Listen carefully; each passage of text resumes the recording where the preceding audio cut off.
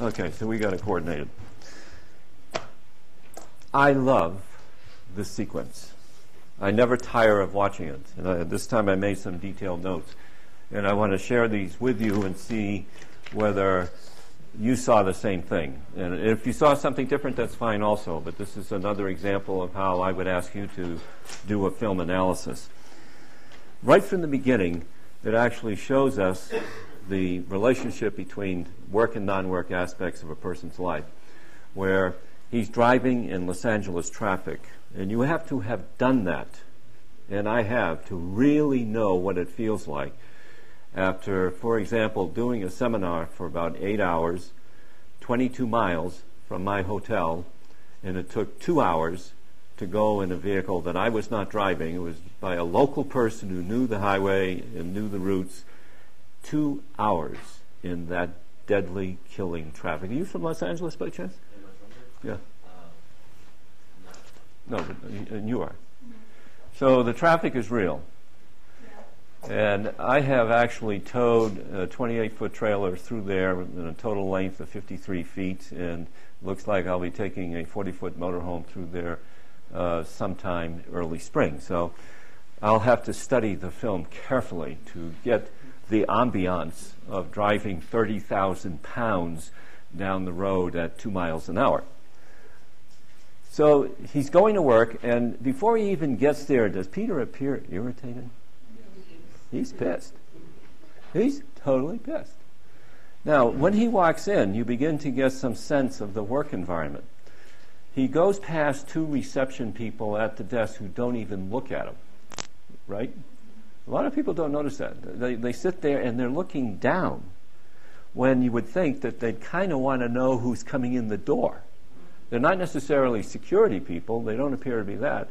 But at least maybe, hello, Peter, or something would make the feeling of coming to work a bit more upbeat.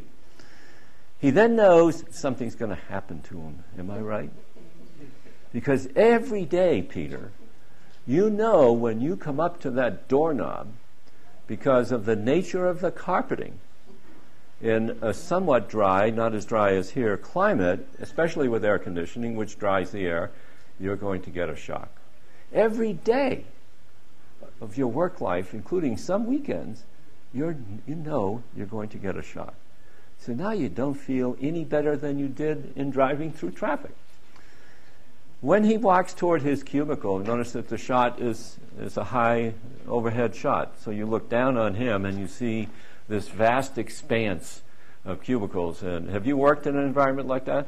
You gotta know it to have the feeling. When I was a computer programmer in San Diego, that's what we worked in. And we would throw cardboard airplanes made out of key punch cards at each other because you get to a moment where you can't find a bug in a program and it's driving you crazy, so you'd pitch junk all over the place just to, and we were younger, but it seemed that the 80-year-olds that worked there were doing the same thing.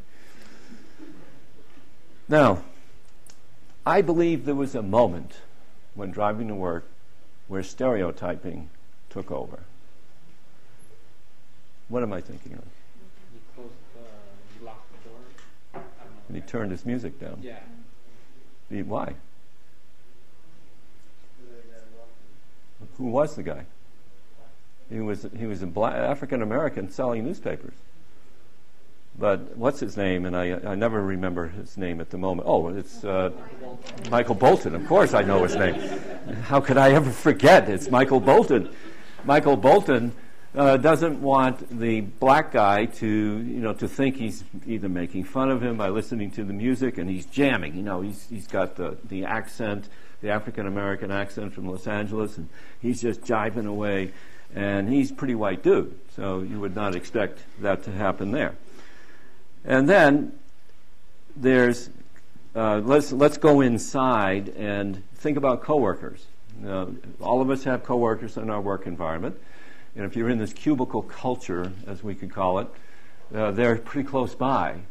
And Michael comes in and sits down, and he turns on his computer, and he's already got a long face, and there's a sound in the environment to which he responds.